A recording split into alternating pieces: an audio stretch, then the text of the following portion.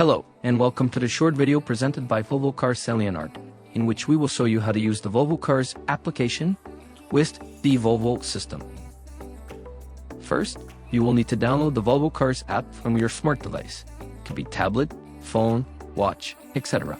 The Google Play Store for Android users and the App Store for Apple users. Then, launch the application and select the box that says Create a Volvo ID.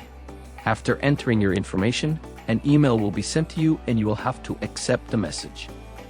Next, you will need to contact a Volvo dealership so that they can link your vehicle from their system Vida.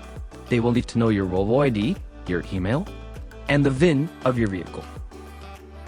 From there, all you have to do is follow the steps that are displayed on your smart device. We hope that this video has been useful to you and that it may help you in the use of your Volvo.